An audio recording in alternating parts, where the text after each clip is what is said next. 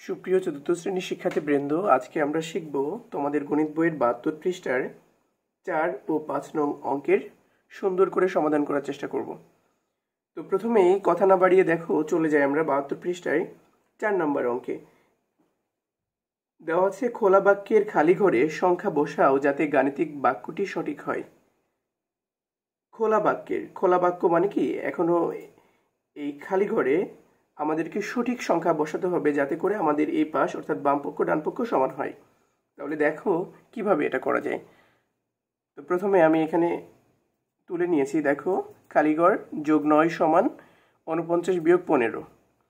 তো এটা বা দিয়ে করতে হয়, বা খালিঘরটা রেখে দিব যোগ 9 সমান, তাহলে বিয়োগ করলে কত হয়, 5 আছে কত হলে 9 হয়, 4 হাতে কিছু নেই, 3 34, বা খালিঘর সমান 34 বিয়োগ 9। কেননা এখানে যোগ আছে এজন্য এখানে কি হবে, বিয়োগ।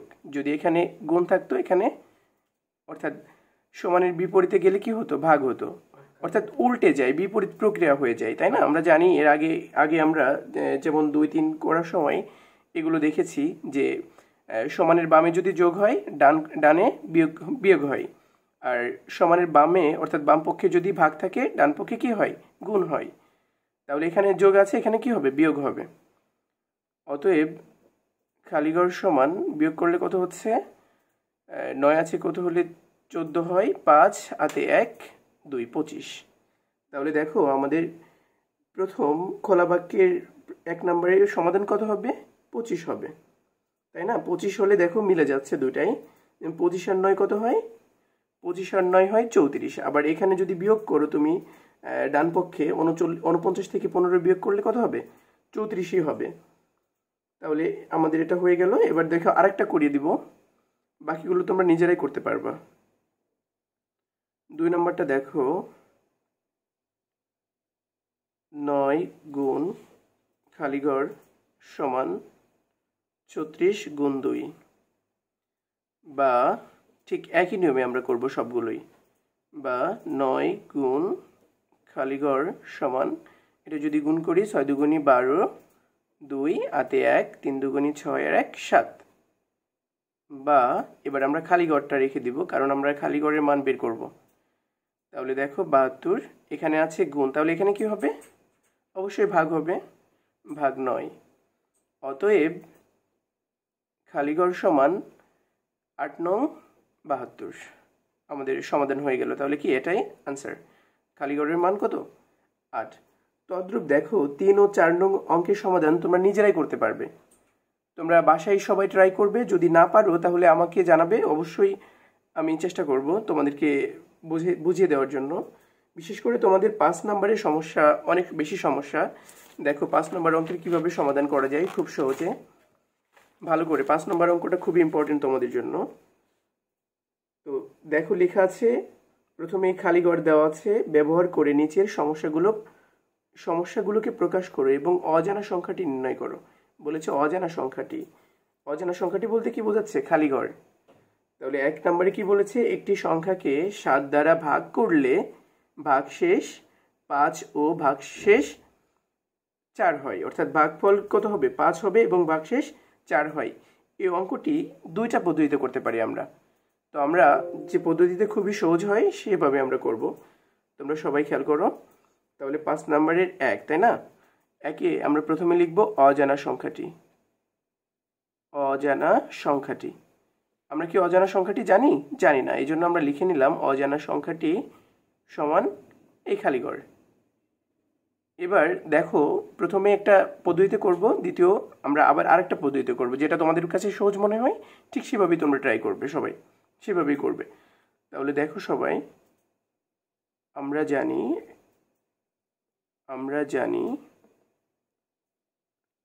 আচ্ছা, এখানে বলেছে একটি সংখ্যাকে 7 দ্বারা ভাগ করলে ভাগফল 5 ও ভাগশেষ 4 হয়।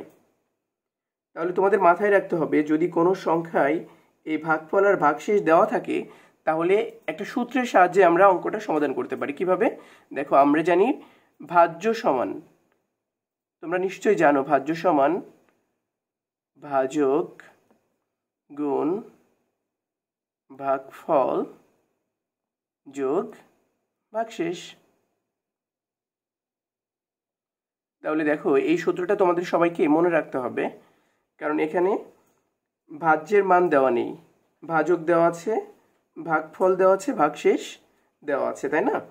এই জন্য আমরা কি ভাজ্যের মান নির্ণয় করব, অর্থাৎ অজানা সংখ্যাটি নির্ণয় করব। তাহলে দেখো আমরা গাণিতিক বাক্যে যেহেতু বলেছে অজানা সংখ্যাটি কি গাণিতিক বাক্যের মাধ্যমে প্রকাশ করতে বলেছে, এই জন্য আমরা লিখে নিই সবাই গাণিতিক বাক্য। তাহলে গাণিতিক বাক্য কি হবে আমরা জানি না, তাই না? এই ভাজ্য মনে করো অজানা সমান, ভালো করে খেয়াল করি। তাহলে এই ভাজ্য কি আমরা জানি না, এই জন্য ভাজ্য কি দিয়েছি যে অজানা সংখ্যাটি খালি ঘর দিয়েছি। আচ্ছা, এবার ভাজক সমান এখানে দেওয়া আছে একটি সংখ্যাকে 7 দ্বারা ভাগ করলে। তাহলে 7 দ্বারা ভাগ করলে দেখো এই 7টা কি ভাজক, গুণ এখানে গুণ আছে গুণ, এবার ভাগফল কত 5 যোগ ভাগশেষ কত এখানে দেওয়া আছে দেখো ভাগশেষ 4 হয়। তাহলে ভাগশেষ কত হয়েছে 4। এবার দেখো আমরা কিভাবে এটার সমাধান করি, বা খালিঘর সমান। তাহলে প্রথমে আমি তোমাদেরকে আগে ক্লাসে শিখিয়েছি কিভাবে এই অঙ্কগুলো করতে হয়। আমি আর একবার বলি, রিপিট করি। প্রথমে যদি খালিঘর থাকে দেখো প্রথমে সবসময় ব্র্যাকেটের কাজ করতে হয়, অর্থাৎ বন্ধনীর কাজ। যদি বন্ধনী না থাকে তাহলে ভাগের কাজ করতে হয়, তারপরে গুণের কাজ, তারপরে যোগ বিয়োগ যে কোনো একটা করলেই হয়। তাহলে দেখো এখানে আছে গুণ আর একটা আছে যোগ। তাহলে আমরা আগে কিসের কাজ করব? অবশ্যই গুণের কাজ করব। তাহলে 5 7 কত হয় 35 যোগ 4, বা খালিঘর সমান 35 আর 4 কত হয় 39। তাহলে আমাদের দেখো খালিঘরের মান আমরা অজানা সংখ্যাটি পেয়ে গেছি। অজানা সংখ্যাটি কত হবে? অজানা সংখ্যাটি 39, তাই না? অতএব অজানা সংখ্যাটি আমরা উত্তরে লেখার সময় আমরা এইভাবে লিখতে পারি, অতএব অজানা সংখ্যাটি 39। দেখো আশা করি সবাই বুঝতে পেরেছ। এবার আমরা আরেকটা নিয়মে, ঠিক এই 1 নাম্বার অঙ্ক আরেকটা নিয়মে করতে পারি, সূত্রের সাহায্য ছাড়া। সূত্র বাদে আমরা কিভাবে করব ভালো করে খেয়াল করো। আমি এখানে আবার দেখো আমি একবারে গাণিতিক বাক্য দিয়ে লিখি, গাণিতিক বাক্য। আচ্ছা দেখো ভালো করে খেয়াল করো, গাণিতিক বাক্য এখানে বলেছে একটি সংখ্যাকে, কোন সংখ্যাকে সেটা আমরা জানি না। ভালো করে খেয়াল করো, সূত্র সাহায্য বাদে কিভাবে অঙ্কটা করা যায়। তাহলে এখানে বলেছে প্রশ্নে যে একটি সংখ্যাকে 7 দ্বারা ভাগ করলে, সেই সংখ্যাটা তো আমাদের জানা নেই, অজানা সংখ্যা, তাই না? তাহলে সেই সংখ্যাটা কি নাথিং, আমরা কিছুই জানি না, এই জন্য এখানে খালি করে দিলাম। কি করলে 7 দ্বারা ভাগ করলে, তাহলে কি লিখবো ভাগ 7। ভাগ করলে কি পাওয়া যায়, যেহেতু ভাগফল চলে আসছে, ভাগফল মানে কি এটা ফলাফল চলে আসছে, এই জন্য আমরা কি দেব সমান দেব। সমান কি করব, কি বলেছে দেখো ভাগফল 5 এবং ভাগশেষ 4 হয়। তাহলে ভাগফল কত হয়েছে 5, ভাগশেষ কত এখানে লিখি আমরা ভাগশেষ 4, তাই না? 4 হয়। তাহলে দেখো এই অঙ্কটা কিভাবে আমরা সহজে সমাধান করি, বা খালি ঘরটাকে আমরা রেখে দিলাম, ভাগ এই 7 আছে রেখে দিলাম, দেখো এখানে 5 আর ভাগশেষ সবসময় ভাগফলের সাথে যোগ হয়। দেখো ভাগফল, তাহলে কত দিলাম এখানে 4। এবার দেখো বা খালিঘর সমান 5, দেখো এটা কি আছে, এটা আছে ভাগ আছে এখানে, তাহলে এখানে কি হবে বিপরীত হবে, ভাগের বিপরীত কি গুণ, তাহলে গুণ 7। যেহেতু ভাগশেষ কি শেষে থাকে না, এই জন্য আমরা শেষে দিব 4। বা খালিঘর সমান, দেখো আগে গুণের কাজ করব তারপরে আমরা যোগের কাজ করব। 5 7 কত হয় 35 যোগ 4। অতএব দেখো খালিঘর সমান 39। তার মানে দেখো আমরা সূত্রের সাহায্যেও কত পেয়েছি 39, আর সূত্র ছাড়াও কত পেলাম 39। তাহলে তোমাদের কাছে দেখো এই দুইটা নিয়মের মধ্যে যেটা একদম ইজি মনে হয়, আমার কাছে মনে হয় দুইটাই সহজ, তাই না? দুইটাই তোমাদের জানা উচিত।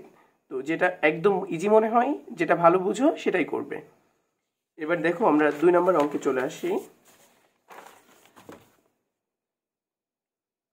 2 নম্বর অঙ্কে কি বলেছে 3 ও অপর একটি সংখ্যার যোগফলকে 7 দিয়ে গুণ করলে গুণফল 56 হয়। অঙ্কটা আমরা ভালো করে বোঝার চেষ্টা করি, দেখো খেয়াল করো। তাহলে আমরা এখানেও কিন্তু একটা সংখ্যা, অপর সংখ্যা, মানে আমরা জানি না এই সংখ্যাটা কি, তাহলে আমরা লিখতে পারি যে মনে করি অপর সংখ্যাটি কি, অজানা সংখ্যা। অজানা সংখ্যাটি খালি ঘর ধরে নিলাম, ঠিক আছে। এবার আমরা গাণিতিক বাক্যে প্রকাশ করে দেখি। গাণিতিক বাক্যটি হলো, দেখো এখানে বলেছে 3 ও অপর একটি সংখ্যার যোগফলকে, তাহলে ভালো করে খেয়াল করো, 3 এবং অপর সংখ্যা, অপর সংখ্যা মানে কি, অজানা সংখ্যা, তাই না। এর যোগফল কি বলেছে এখানে, দেখো 3 ও অপর একটি সংখ্যার যোগফলকে 7 দিয়ে গুণ করলে, তাহলে কি বলছে 7 দিয়ে গুণ করলে, দেখো যেহেতু এখানে আগে যোগফলের কথা বলেছে এই জন্য আমরা কি বন্ধনী দিয়ে, প্রথম বন্ধনী দিয়ে ঘিরে নিলাম। তাহলে যোগ করলে, এবার দেখো 7 দিয়ে গুণ করতে হবে এই সংখ্যা দুটাকে, কি 7 দিয়ে গুণ করলে গুণফল কত হবে, গুণফল সমান, যেহেতু ফলের কথা যখনই আসবে তখন কি দিবা, সমান দেবা, সমান কত হয়, 56 হবে, 56 হবে। দেখো এবার আমরা কিভাবে করতে পারি এটা। তাহলে প্রথমে আমরা এই 3 যোগ এই খালি ঘরটাকে রেখে দিলাম, সমান এখানে 56, এখানে গুণ আছে তাহলে এখানে কি হবে, ভাগ হবে, ভাগ 7, বা 3, তাহলে এটা ভাগ করলে কত হচ্ছে, 7 8 56, বা দেখো এবার আমরা খালি ঘরটাকে রেখে দিলাম, খালি ঘরটাকে রেখে দিলে এখানে 8, তাহলে এখানে আছে +3, তাহলে এখানে কি হবে, মাইনাস বা বিয়োগ 3 হবে, তাই না। অতএব খালি ঘর সমান, এবার 8 থেকে 3 বাদ দিলে কত হবে, 5। দেখো আমাদের সহজেই আমাদের সমাধান বেরিয়ে গেল। তাহলে আমাদের অপর সংখ্যাটি কত, 5। অতএব আমরা লিখতে পারি অপর সংখ্যাটি বা অজানা সংখ্যাটি কত, 5। ধন্যবাদ, আশা করি সবাই বুঝতে পেরেছো। আর কারো যদি বুঝতে অসুবিধা হয় বা অঙ্ক দুটা না বুঝতে পারো তাহলে অবশ্যই কমেন্ট বক্সে জানিয়ে দিবে, আমি চেষ্টা করব তোমাদের অঙ্কগুলো ভালো করে বুঝিয়ে দেওয়ার জন্য। ধন্যবাদ সবাইকে।